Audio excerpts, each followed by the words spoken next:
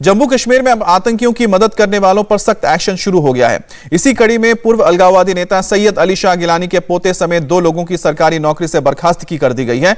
अली शाह गिलानी का पोता Anees ul Islam Jammu Kashmir tourism department के शेर कश्मीर अंतर्राष्ट्रीय अधिवेशन केंद्र श्रीनगर में रिसर्च ऑफिसर के पद पर तैनात था। अनीस की गतिविधियों और उसको लेकर जो सूचनाएं मिल रही थी उसके आधार पर उसकी सरकारी सेवा बर्खास्त की गई, लेकिन उससे पहले पूरी छानबीन की गई थी जिसमें वो दोषी पाया गया था। इसके अलावा डोडा जिले के सरकारी शिक्षक फारूक अहमद भट्ट को भी बर्खास्त किया गया।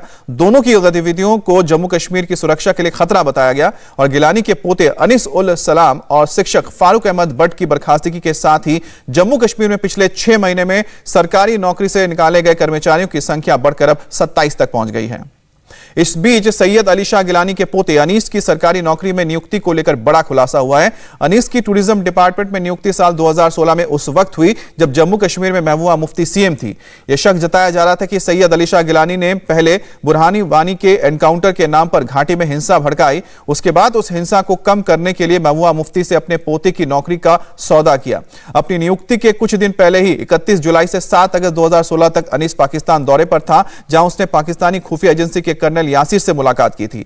अब यह खुलासा हुआ है कि अनीस की नियुक्ति करने के लिए ऊपर से इतना दबाव था कि पूरी प्रक्रिया को ताक पर रखकर उसे डिपार्टमेंट में रखा गया और जिस डिपार्टमेंट में अनीस काम करता था वो हाई लेवल मीटिंग्स और वीवीआईपी कॉन्फ्रेंस करवाती है। टेक्निकल इनपुट से पता चला है कि अनीस यूएई और सऊदी अरब में 3 संदिग्धों से लगातार संपर्क में रहता था। अनीस के अलावा जिस दूसरे शख्स को बर्खास्त किया गया उसका नाम फारूक अहमद भट्ट है।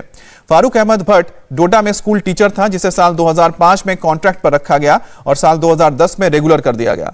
फारूक का भाई मोहम्मद आमीन भट्ट लश्कर का आतंकी है जो पीओके से ऑपरेट करता है और फारूक अपने भाई के कहने पर हमला करने वाला था। फारूक का दूसरा भाई सफदर अली आतंकी गतिविधियों के लिए पहले से ही जेल में है।